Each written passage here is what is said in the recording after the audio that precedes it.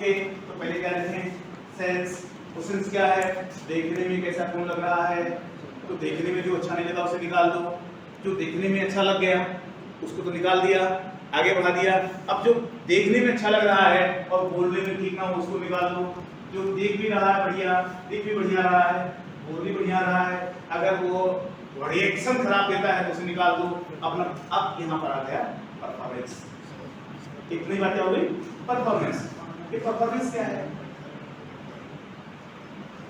मैं इस परफॉर्मेंस के एंड में पहले चल रहा हूं, लास्ट पॉइंट पर आ रहा हूं।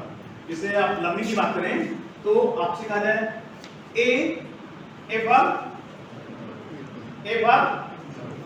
कुछ बोलो एप्पल, और आपको एप्पल, एप्पल क्या है, एप्पल फॉर ए।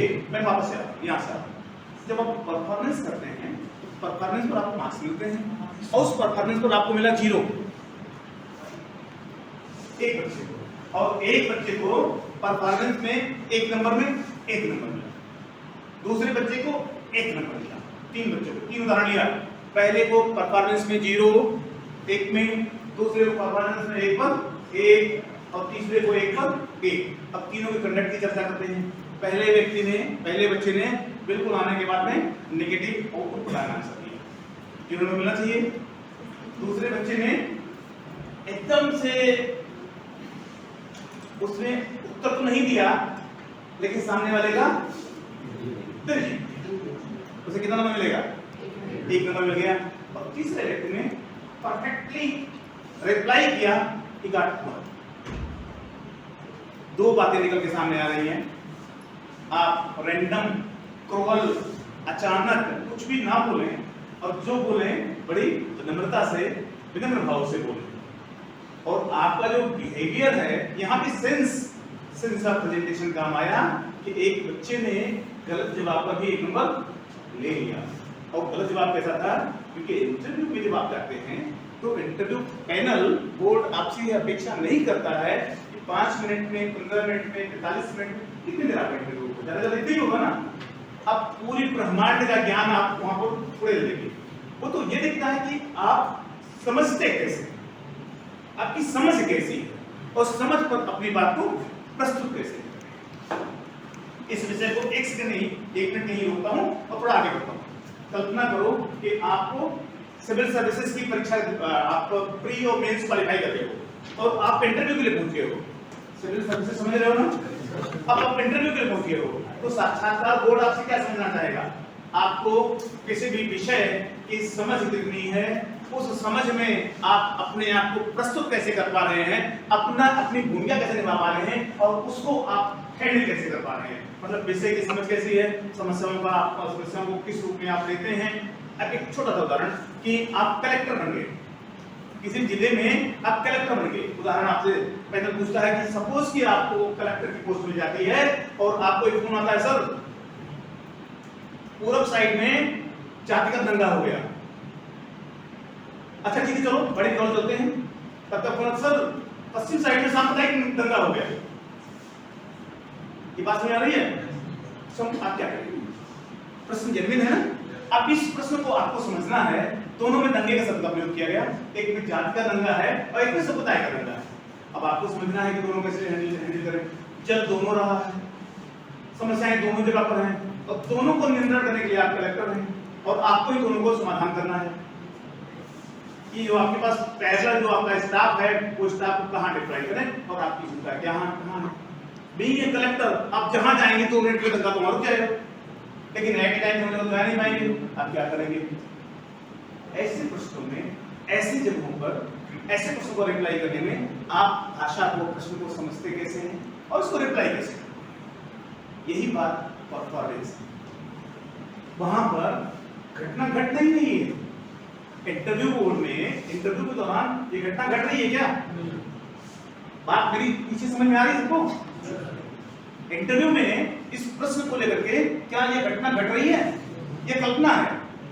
आपसे कहते हैं कि बंद करो आंख, कल्पना करो कि आपको बहुत प्यास लगी है, कल्पना करो, वो बोल लो। एकदम आप अगर फॉलो करते जा रहे हैं और आपको एक नींबू नमक लगा हुआ, मिर्च लगा हुआ, आपकी जुबान पे एक एक ड्रॉप गिराया जा रहा है और थोड़ी देर बाद कर लेते हैं। अगर आप ये करने की कोशिश करते हैं तो परसेप्शन आपने बनाया फॉलो करने का और रिजल्ट आपको फॉलो करने जैसा, यूज करने जैसा मिल गया। इंटरव्यू पैनल में, इंटरव्यू बोर्ड में, साक्षात्कार में यह क्रिया आती है और अगर समझ में आती है तो वहां भी आपको नींद नहीं आएगी। वहां भी आपको नींद का मतलब दो तरह से, एक आपको वास्तव में नींद आती है और एक आपको समझ में नहीं आता है, तो इरिटेटिंग होता बिहेवियर होता है। जब आपको समझ में नहीं आता है तो आप या तो इरिटेट होते हैं या तो फुल कंफर्ट हैं और उसे इस तरह से विनम्रता से कहते हैं, क्षमा कीजिएगा सर, इसको मैंने पढ़ा नहीं, मुझे समझ में नहीं आता है और कुछ नहीं। और वहीं पर एक और परफॉर्मेंस बात आती है, अच्छा आप ही बताओ, फिर से आपसे पूछें, आप कहते हैं सर कहीं से पूछ लीजिए, और जैसे ही आप कहते हैं सर कहीं से पूछ लीजिए तो उसे लगता हो इज दिस ईगो, फिर पूछना शुरू कर देता है। और अगर कंफर्ट हो गए तो आप परफॉर्मेंस करने कहते हैं सर जब कि मेरा विषय तो यह है, मैंने ये पढ़ा है, फिर भी आप जो पूछना चाहें पूछें, मैं अपनी पूरी शक्ति से, पूरी भावना से, मैं अपनी जितनी क्षमता है जवाब देने की कोशिश करूंगा। अब भाषा शब्द वही है, मतलब ये रिप्लाई वही है, कंटेंट्स को डिलीवर करने का तरीका अलग हो गया। परफॉर्मेंस कौन सा बढ़िया है? लास्ट वाला। तो ये जो आपके अपीयरिंग सेंस के बाद में जो परसेप्शन बना, पहला परसेप्शन बना, उसको आगे बढ़ाने के लिए जो आपका परफॉर्मेंस है, परफॉर्मेंस में भी आपकी अपीयरिंग, प्रश्न का जवाब देते समय आप कैसे दिख रहे हैं, आप में दम है तो नेगेटिव है, आप में कंफर्ट है तो पॉजिटिव है, आप में अति उत्साह है तो भी ठीक नहीं है, आप में अगर आ गया कि नहीं मुझे इस प्रश्न का जवाब आता है तो कहता है ये तो पेरेंट ईगो वाला है। तो तीन ईगो हो गए ना, child ego, adult ego, parent ego, इसी पर बात करेंगे ईगो पर, क्योंकि चीजें तो जोड़ती चली जाती हैं। तो जब इस तरह से आपके बारे में फिर एक नया परसेप्शन बन गया, करना क्या होगा? साक्षात्कार के दौरान प्रेजेंस को, अपीयरिंग सेंस को अच्छे से इस तरह से प्रस्तुत करें कि कोई परसेप्शन नेगेटिव ना बनने पाए, परफॉर्मेंस करना शुरू करें। परफॉर्मेंस के दौरान ऐसी कोई टिप्पणी, ऐसी की भावभंगिमा, वातावरण अपने ना बनाएं कि वहां पर नेगेटिव परफॉर्मेंस हो जाए। ये जो नेगेटिव परफॉर्मेंस है यही आपके लिए हानिकारक होगा। प्रश्न का जवाब तो हर किसी को आता है, कुछ को पूरा आता है, कुछ को आधा अधूरा आता है, और कुछ बच्चे कहते हैं सर ध्यान नहीं आता है। और जब आप ये कहते हैं कि सर ये प्रश्न तो सर मैंने 7th क्लास में पढ़ा था, अब प्रश्न का जवाब नहीं आ रहा, देखो सेंस देखो बच्चे का, सर प्रश्न तो सर मैंने 7th, अगर आपको आपके कलेक्शन आपका सही है, सर बीसीए फर्स्ट सेमेस्टर में संगीता मैडम ने सर, उसमें संगीता मैडम पढ़ाती थी, उन्होंने प्रश्न पढ़ाया था सर, मुझे इतना तो ध्यान आ रहा है, लेकिन एग्जैक्ट सर थोड़ा स्लिप कर रहा हूँ, ये फर्स्ट सेमेस्टर में संगीता मैडम ने पढ़ाया था या थर्ड सेमेस्टर में पढ़ाया था, थोड़ा स्लिप कर रहा हूँ। आपके इस बात को सुनने के बाद में अगर साक्षात्कार बोर्ड का सदस्य अगर सकारात्मक सोच का है, आपको हेल्प करेगा। और आप कहते हैं अगर आप उसको, कि आपको समझ में आ रहा है कि याद नहीं आ रहा है, और आपको अपने रियल जो मन में जो वास्तविक बात है इसको ना ला करके काल्पनिक बात आते हैं, कल्पना में आते हैं, तो वो काल्पनिक बातों क्या होगा, या तो पॉजिटिव होगा तो नेगेटिव होगा। और कल्पना अगर आपको सही लगे, तुक्का सही लग गया, तो आपको क्या लगता है?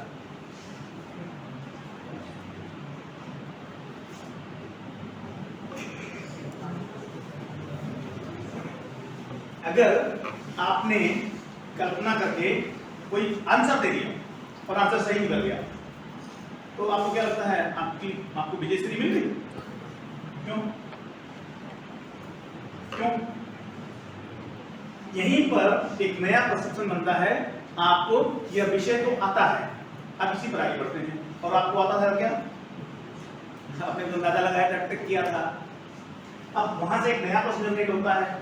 तो ये जो डिक्लेयर रिएक्शन होता है ना भाई, ये जो रेस्पॉन्ड होता है एक पर, फिर उससे यहीं से प्रश्न जनरेट होते चले जाते हैं। इसलिए जो परफॉर्मेंस है वो मोस्ट पॉजिटिव होना चाहिए, कूल कंफर्ट होना चाहिए। आप प्रश्न का जवाब देने में देरी तो ना करें, लेकिन इतनी जल्दबाजी भी ना करें कि साक्षात्कार की दिशा भूल जाए।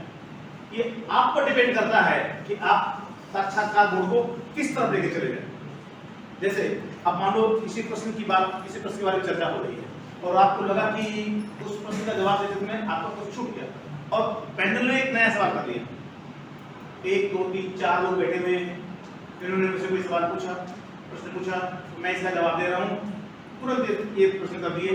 अब मुझे क्या करना है, इस प्रश्न को स्किप करके इनके पास जाना है, आपका परफॉर्मेंस से होना चाहिए। अब इनके प्रश्न का जवाब देते रहे तो ओवरलोड बोर्ड को इन मेंबर को कर गए, और अगर इनके प्रश्न का जवाब देना शुरू कर दिए तो इस मेंबर का प्रश्न अधूरा रह गया।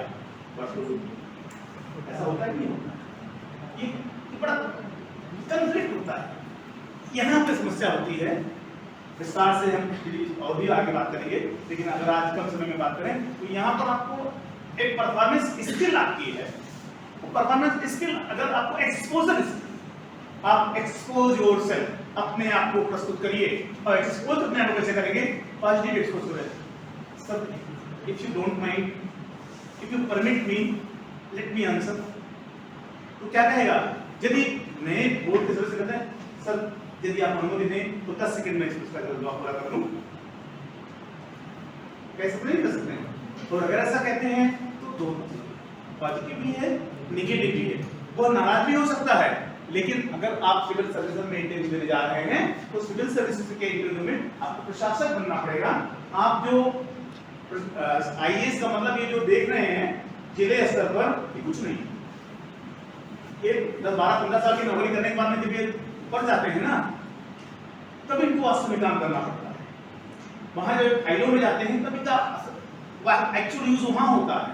जब आप कोई नौकरी करना शुरू करेंगे, किसी भी फील्ड में जाएंगे, इंटरव्यू क्यों होता है, मान लो आपको कोई काम दे दिया गया, सॉफ्टवेयर इंजीनियर बना दिया गया, क्लाउड में इंजीनियर बना दिया गया, आप बेसिक काम करना शुरू कर दिए, तो क्या बेसिक पे बने रहेंगे, लीडर हो जाएंगे। और जब टीम लीडर होने का काम क्या होगा, सिलेक्शन करना, ट्रेनिंग देना, इंटरव्यू लेना, सेलेक्ट करना, ट्रेन करना और उनसे परफॉर्मेंस लेना। इसलिए आप ध्यान रखें कि जिस पद के लिए जाते हैं आपका चयन उस पद के पहले पायदान पर ही नहीं होता है, यह देखा जाता है कि उस पद की टोटल आउटपुट क्या होती है, उसके अकॉर्डिंग सिलेक्शन। क्लाउड में आप जा रहे हैं, क्लाउड इंजीनियर के रूप में आपका सिलेक्शन हो तो रहा है, लेकिन करना क्या है आपको, वहां रहेंगे तो आपको उस कंपनी में कंटिन्यू करना पड़ेगा, एवरीथिंग, इस सारी बातों को देखा जाता है। आपको ऐसे आप इंटरव्यू देने कहाँ जा रहे हैं, अगर आप प्यून का इंटरव्यू दे रहे हैं, क्लासिकल साक्षात्कार देने जा रहे हैं और वहां पर अगर आप इमीडिएट आर्गुमेंट करने जा रहे हैं, अगर वहां पर आर्गुमेंट देने जा रहे हैं तो आपका सिलेक्शन नहीं होना है। अब अगर इसको इसी प्रश्न को इस साक्षात्कार के 4 सदस्यों में से पहले सदस्य के प्रश्न के जवाब देने के पूर्व, पूरा होने के पूर्व चौथे सदस्य से पूछे गए प्रश्न का जवाब अगर चतुर्थ श्रेणी कर्मचारी के आवेदन करने जा रहे हैं तो क्या करेंगे, आप पहले वाले देंगे, क्षमा कीजिएगा सर 1 मिनट, तो वापस यहाँ आएंगे, तो पूरा करके तो वहां पर आएंगे। और अगर प्रशासनिक सेवा में अगर आप साक्षात्कार दे रहे हैं तो क्या कहेंगे, उसको 1 सेकंड के लिए जो चल रहा है इसको पूरा करके जाएंगे। आप इनकम्प्लीट काम करके ना जाए, कंप्लीट कार्य करके ही जाए। और अगर ये कार्य पूरा हो गया, अगर सेंस निकल चुका है तो इसे अनावश्यक फैलाएं नहीं। परफॉर्मेंस में 2 बातें और जुड़ रही हैं, एक अगर टू द पॉइंट बात रखना और अननेसेसरी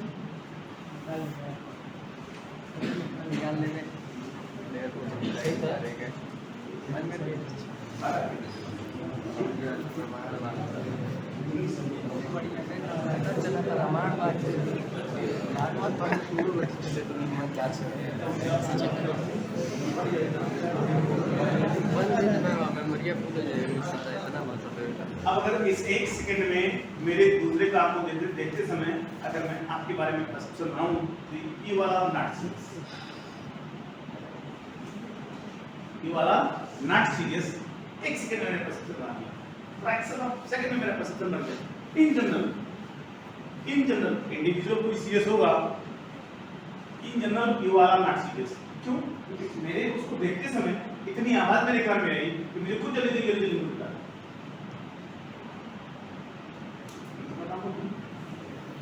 ऐसे ही होता है कि पैनल के इंटरव्यू के दौरान ऐसे ही आपकी परफॉर्मेंस का मतलब होता है, और ये मतलब आपके लिए खुद मेहनत की होती है।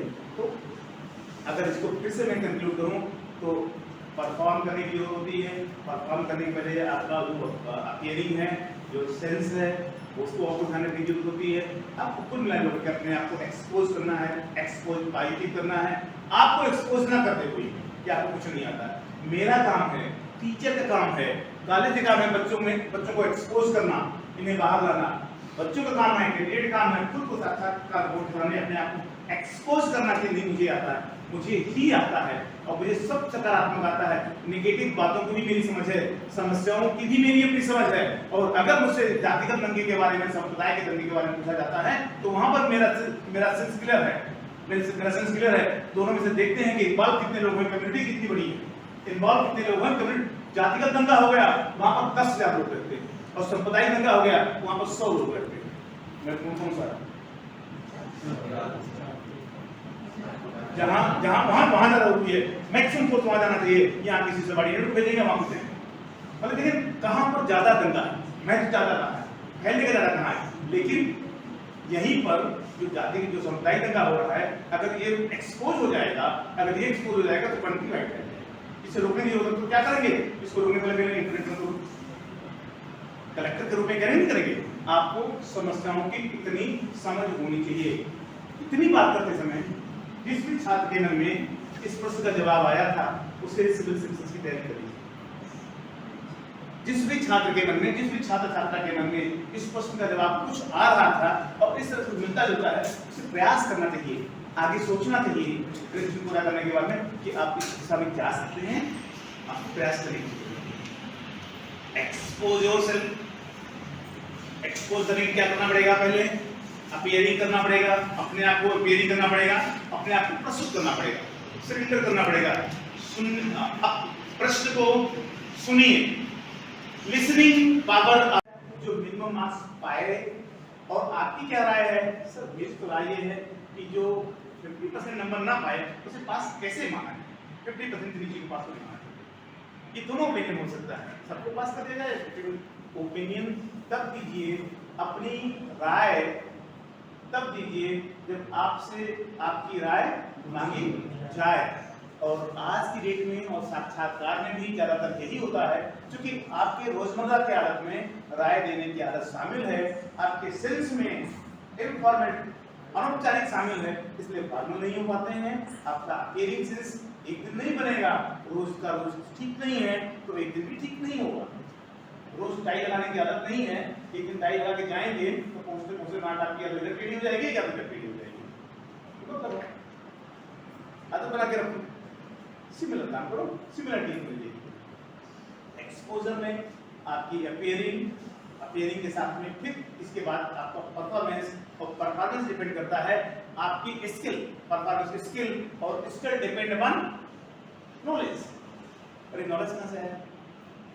आपने पढ़ा कहां और पढ़ाई कहां की? चाहे जहां पढ़ाई की, छोटे या बड़े किसी भी संस्थान में, हर जगह हर तरह के लोग हैं। समझ कितनी बात आई, समझे कितना, exact point to the point आप वही बात याद रख पाएंगे जिस पे आप प्रैक्टिस कर रहे हैं। और समझ तो आपकी हर बात की होती है, और आपको साक्षात्कार में आपकी समझ की बात आती है कि आप बात को समझते कितना है, और उस समझ को आप अपने आप को प्रस्तुत कैसे करते हैं, और उस समस्या का समाधान कैसे कर पाते हैं। उस समस्या को समझना, उस समस्या का समाधान कैसे होगा, उसमें आपकी भूमिका क्या होगी, यह साक्षात्कार में आपकी सफलता की दशा और दिशा दोनों तय करता है। और इतनी बातों को ध्यान रखते हुए आप सफल होंगे। इस दौरान एक जो अंतिम बात जुड़ी, वो क्या जुड़ी? अभी कुछ मिनट पहले, कुछ सेकंड पहले, नॉलेज। और नॉलेज किस पर डिपेंड करता है? आपने समझा कैसे है, और समझ किस पर डिपेंड करती है? जो अंडरस्टैंडिंग है किस पर डिपेंड करती है? समझ किसको निर्भर करती है? अरे मैं बोल रहा हूं, ऐसे देखो, ऐसे देखो, मैं आपसे बोल रहा हूं, मेरी बात हर किसी के कान में पड़ रही है, हर किसी के कान में जा रही है, मैं इंश्योर भी कर रहा हूँ सभी को सुनाई पड़ रहा है ना, लेकिन मेरी बात को समझ कौन पा रहा है?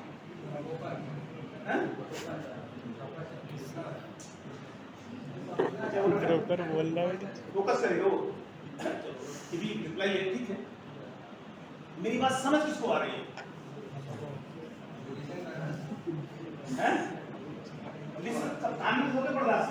जिसने समझने की कोशिश की वो शब्द का प्रयोग किया हो, एप्रोप्रिएट शब्द का यूज करने की कोशिश की हो। एप्रोप्रिएट के बारे में मैं नहीं कह रहा हूँ, लेकिन ऑलमोस्ट सही जवाब हमारा है। जो समझने की कोशिश किया, और जो समझने की कोशिश करता, समझने की कोशिश कौन करता है? जो समझने के लिए अपने आप को प्रस्तुत कर देता है, प्रेजेंट करता है। अब अगर समझने की कोशिश कर रहे हैं और उसी दौरान कोई कल मूवी रिलीज हुई थी उसकी चर्चा कर रहे हैं, या सवेरे कोई आते समय कोई मैसेज आया था उसकी चर्चा कर रहे हैं, या घर से निकलते समय किसी दोस्त को कमिट कर दिया था कि 12 बजे चौधरी स्वीट में चाय पिएंगे, उसकी चर्चा उसको दिमाग में आ गया है, तो आपने समझने के लिए अपने आप को प्रस्तुत किया नहीं।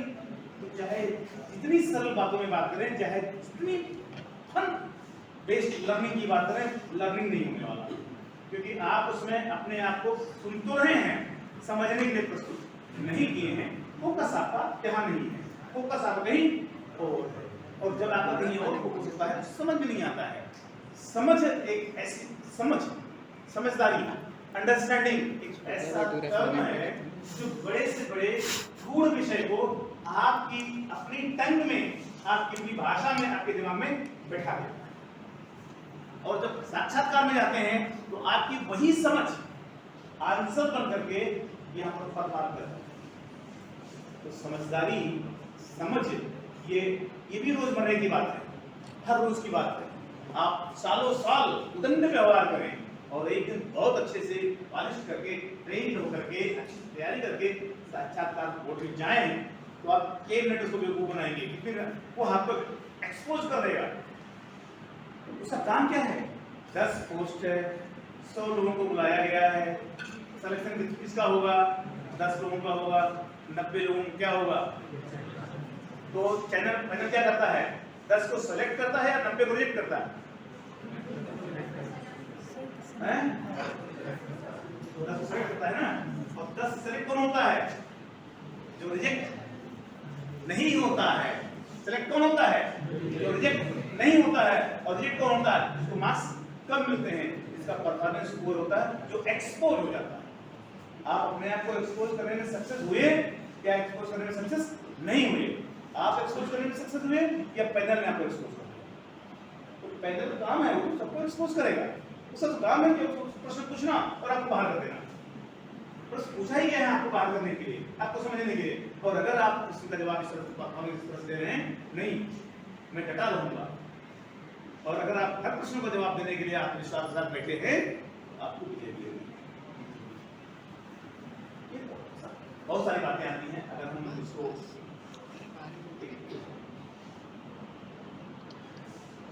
नेक्स्ट मंथ से एक सीरीज बना दे रहे हैं आपके लिए, ये पूरी पर्सनालिटी पर, पूरी बिहेवियर पर, और हफ्ते में एक दिन आपको इस तरह से कुछ क्लास अवेलेबल कराते हैं और चूजी पॉइंट अलग अलग विषयों पर। तो जैसे आज तो साक्षात्कार मेरे दिमाग में कल एक सब घूम गया, तो मैं साक्षात्कार में आपकी एवरिंग कैसे कैसे आप काम करते हैं यहाँ केंद्रित रहा। इसमें बहुत सारी बातें आई, इसको एक्सप्लेन नहीं करता, 1 मिनट में हम कर भी दें तो सारी बातें नहीं आती। लेकिन अगर आपने समझने की कोशिश की तो मोटी मोटा मेरी बात तो आपके दिमाग में घर कर दी। अगर कोई बात दिमाग में घर कर गई तो उसके लिए आप तैयार हो जाते हैं, और जब आप तैयार होते हैं तो सफलता आपको मिलने तय सी लगती है, तय नहीं होती है। मन बना लेते हैं तो आपको सक्सेस मिलना प्रतीत सा होने लगता है कि आपको सक्सेस मिल जाएगा। बस आप अपने आप को प्रेजेंट करें, बातों को समझने की कोशिश करें। यदि आप बात समझते हैं, उसको समझते हैं, अपने आप को प्रस्तुत करते हैं, रिप्लाई करते हैं, परफॉर्मेंस आपका पॉजिटिव होता है, एक्सपोज नहीं होते हैं, अपने आप को एक्सपोज कर पाने में सफल होते हैं, तो आपका चयन हो जाता है। साक्षात्कार में आपको निर्धारित मार्क्स में से इतने मार्क्स मिल जाते हैं कि आपका चयन हो सकता है। कितनी बातें पूरी समझ में आई? कुछ पूछना है किसी इसमें? आप अपने what's your query ask me one by one. हाँ बोलो, किसी को कुछ पूछना है?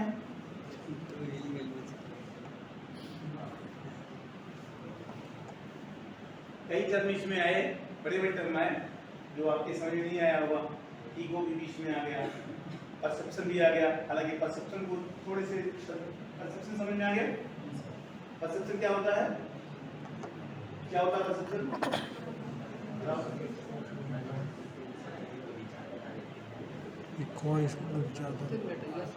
कौन बताएगा? परसेप्शन के बारे में कौन बताएगा?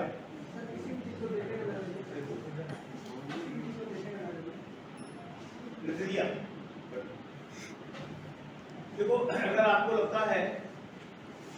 लगता है किसी विषय को लेकर के आपकी ओपिनियन बहुत महत्वपूर्ण नहीं है, तो यह आपका अपना परसेप्शन है। और जब ओपिनियन मांगी जाए तो हर किसी को अपनी ओपिनियन देनी चाहिए, जो उसी ओपिनियन पर आपका सिलेक्शन और रिजेक्शन भी डिपेंड करता है। और यही होता है साक्षात्कार के ठीक पहले वाला स्टेप, जो कई बार रिटन के बाद में ग्रुप डिस्कशन के रूप में आता है। और उस ग्रुप डिस्कशन में क्या होता है, आपके डेटा के साथ में आपकी ओपिनियन भी शामिल होती है। और जो दिल्ली से आप चुप जाते हैं, जैसे मैंने पूछा कि परसेप्शन कौन बताएगा, और आप सभी लोग, मैक्सिमम लोग आने के बाद, समझ में आने के बाद उसको करने की कोशिश नहीं कर रहे हो। मैं परसेप्शन क्या बनाऊं? अगर किसी एक रिप्लाई को लेकर के आपके बारे में परसेप्शन बनाना हो कि आपकी अंडरस्टैंडिंग कैपेसिटी है या नहीं है, तो क्या बनाऊं? अंडरस्टैंडिंग कैपेसिटी नहीं है, परसेप्शन बनना नहीं बन रहा है। ऐसे ही परसेप्शन आपको बोर्ड एग्जाम में बनाने की जरूरत होती है, सदा बनाने की जरूरत होती है कि आपके बारे में ना शब्द ना सोचे। वो ये सोचे कि नहीं लगा नहीं याद होगा, लेकिन पढ़ाई याद करा रहती है, लेकिन उसकी समझ, उसकी समस्याओं को ठीक से समझने की कोशिश करता है, अपने आप को प्रस्तुत किया करता है। यदि इसे कोई काम दिया जाएगा तो ये सफलतापूर्वक कर ले। जब पैनल इस बात को पा जाता है तो आपको रिजेक्ट नहीं करता, बाकी को रिजेक्ट करता। और जिसके साथ में बात आ जाती है कि इसे दिया जाए तो ये काम कर लेगा, हर काम कर लेगा, तो उसका चयन हो जाता है, बाकी लोग रिजेक्ट हो जाते हैं। आपको कुछ नहीं पूछना है? हाँ, ईगो एटीट्यूड। देखो बैठो, मैं आपको पहले कहा कि ईगो के बारे में तो मैं आपको फिर से एक पूरी क्लास लूंगा, लेकिन ईगो और एटीट्यूड के बारे में आपको बता दूं। कई बार लगता है कि ये दोनों एक ही चीज है। ईगो क्या है, एटीट्यूड क्या है? जैसे नहीं कहता हूं एटीट्यूड नहीं दिखाओ, एटीट्यूड मत दिखाओ कहते हैं।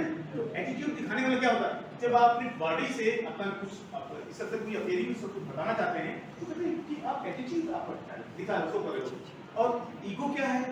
ईगो तो कई बार आपकी बॉडी से दिखता है और कई बार आपके व्यवहार से दिखता है।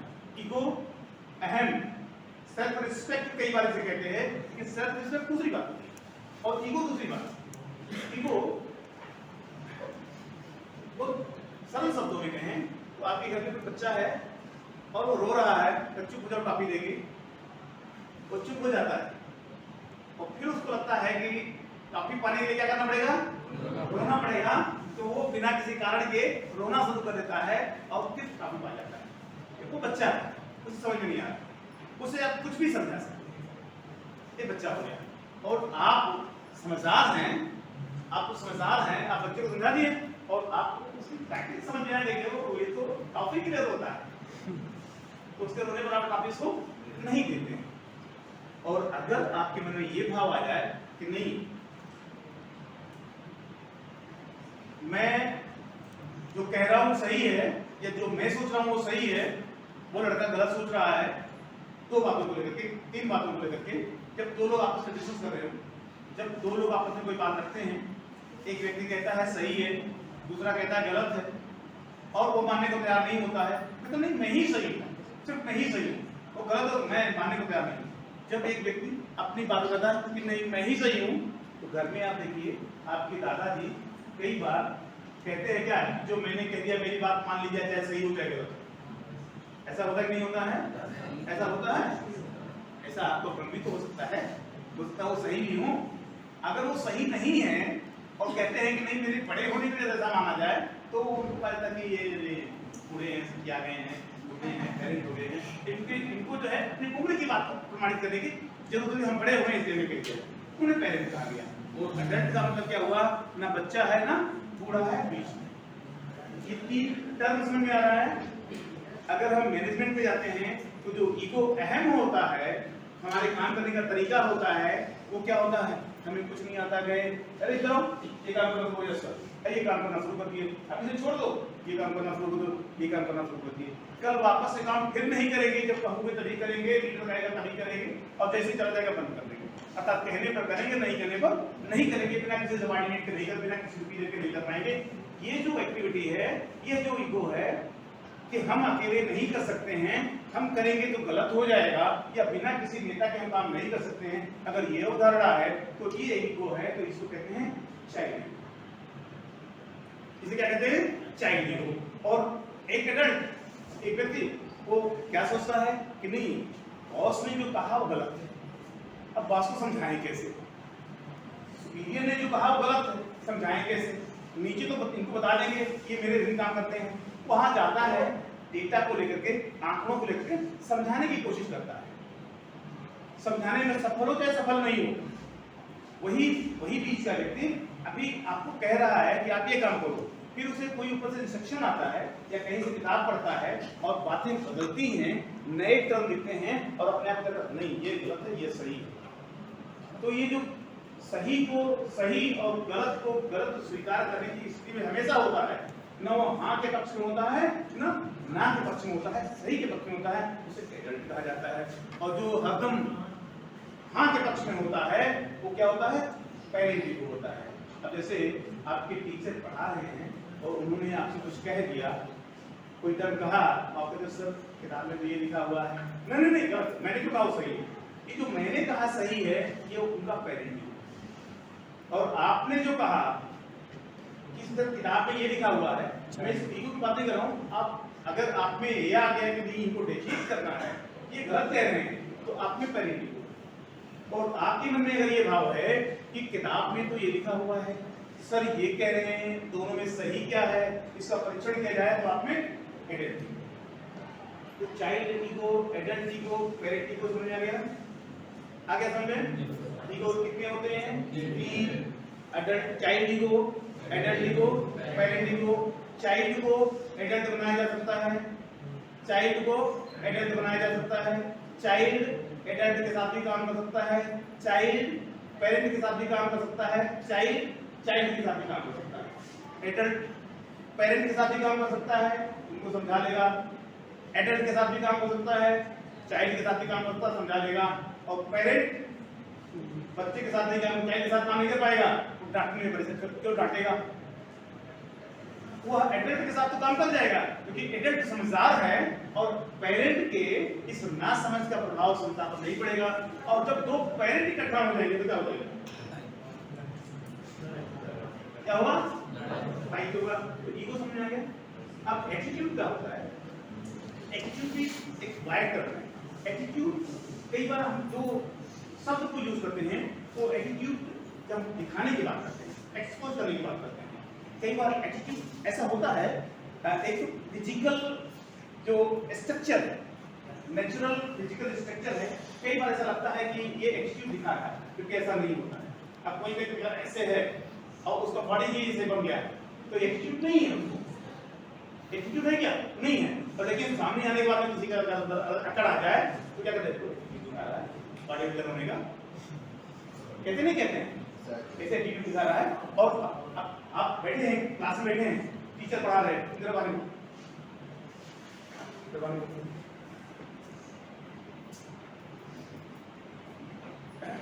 टीचर पढ़ा रहा है, आप पढ़ रहे हैं, आप सुन रहे हैं, लेकिन आपके दिमाग में चल रहा है बात, ये गलत है, गलत हो चाहे सही हो, नहीं हम सही सोच रहे हैं, हम कितने जल्दी हैं, तो आप कुछ ना कुछ ऐसे एटीट्यूड दिखाते रहेंगे, तो कहने वाले एटीट्यूड को दिखाओ।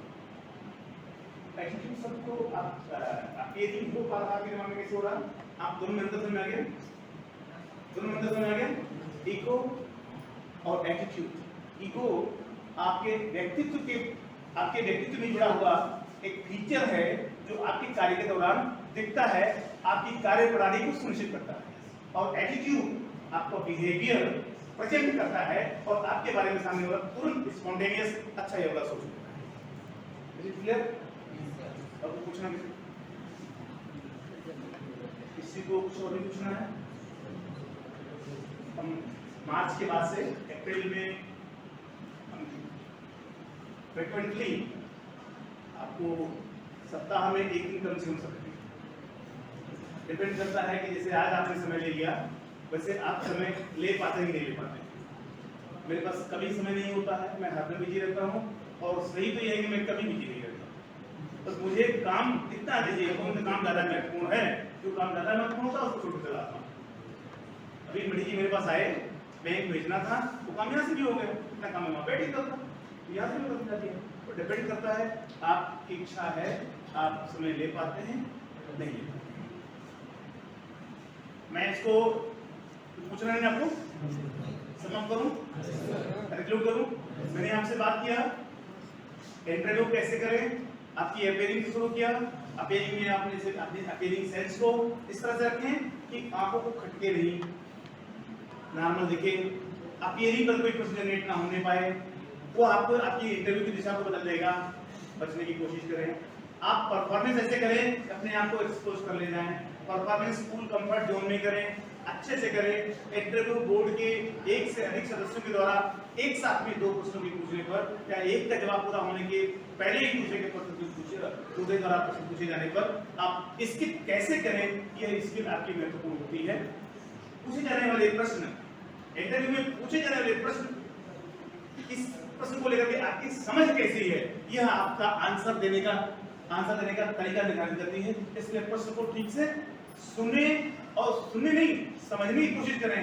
ये समझ, ये अंडरस्टैंडिंग आपकी क्लासरूम से शुरू होती है, जो आपके नॉलेज से होते हुए आपकी समझ में आ जाती है और इंटरव्यू पैनल के दौरान आपके परफॉर्मेंस पर आकर के आपको परफॉर्म कर जाती है, आपको अच्छा आंसर दे जाती है। आपको जो सिविक सेंस, आपका जो मानवीय पक्ष है, वो मानवीय पक्ष कई बार ऐसा प्रेजेंट करता है, आपकी जो बॉडी लैंग्वेज है कई बार ऐसा प्रेजेंट करती है कि कम उत्तर आने पर भी, कम सटीक, लेस एप्रोप्रिएट आंसर आने के बाद में भी आप पैनल को ऐसे संतुष्ट कर ले जाते हैं जैसे मानो आपने अच्छा उत्तर दे दिया हो। ना आने वाले प्रश्न का जवाब स्किप करने के तौर तरीके को कैसे स्किप कर जाएं, यह आपके व्यवहार पर निर्भर करता है। बस अच्छा काल बोर्ड के सदस्यों को आप कितना संतुष्ट कर ले जाते हैं। एक समय आए कि इंटरव्यू बोर्ड के लोग निरुत्तर हो जाए आपके, और ऐसी परिस्थिति जब आती है तो आपका चयन लगभग सुनिश्चित हो जाए। कई बार ऐसे भी उदाहरण पाए गए हैं कि आप कैंडिडेट को लगता है कि नहीं मुझसे बहुत पूछा गया, अब पता नहीं मैंने परफॉर्म किया नहीं परफॉर्म किया, लेकिन जब उसके मन में आता कि नहीं हमने तो जितना हमसे संभव होता है मैंने परफॉर्म किया। कल्पना में काल्पनिक प्रश्नों का काल्पनिक जवाब देने से बचें, हकीकत में जवाब दें। बेवकूफ किसी को कई बार नहीं बनाया जा सकता, कई बार बेवकूफ नहीं बनाया जा सकता है, किसी को बेवकूफ बनाने से बचें। इंटरव्यू की दिशा किस तरफ होगी वो आप पर भी डिपेंड करता है, आपके प्रश्न जब आपके बोलने और आपके परफॉर्म करने पर भी डिपेंड करता है। आप चाहें तो अपने पक्ष में इंटरव्यू बोर्ड के द्वारा प्रश्नों के पूछे जाने की दिशा भी बदल सकते हैं। ये आपके अपेयरिंग पर डिपेंड करता है और इस तरह से आपको साक्षात्कार में पूरी सफलता मिलना सुनिश्चित हो सकता है। आर डिपेंड अपॉन ओनली, केवल आप पर निर्भर करता है और किसी पर नहीं। आपका एटीट्यूड नहीं दिखना चाहिए, फुल कंफर्ट होना चाहिए, आप में चाइल्ड ईगो नहीं होना चाहिए, आप में पेरेंट ईगो नहीं होना चाहिए, एडल्ट ईगो ही होना चाहिए, एडल्ट ईगो ही होना चाहिए, सिर्फ एडल्ट ईगो होना चाहिए। पेरेंट के लोग अगर पेरेंट ईगो दिखा रहे हैं बड़े कंफर्ट जोन से, सब आप कह रहे हैं ठीक है, आपके कहने पर मेरी कोई टिप्पणी नहीं है सब, लेकिन जो मैंने पढ़ा और जो मुझे याद आ रहा है, जहाँ तक मैंने मिस्टर एक्स की एबीसी किताब पढ़ी थी, उस एबीसी किताब के जहां तक मुझे याद आ रहा है कि दूसरे या तीसरे यूनिट में ये प्रश्न किस तरह से लिखा हुआ। ये आपकी भाषा उस पेरेंट ईगो के व्यक्ति को अपने आप को बदलने के लिए विवश कर देगी, और चाहे जितना आपको विस्तार करने की कोशिश करे, आपको नंबर देगा और आपको सफलता मिलेगी। ठीक है नहीं साहब समझिए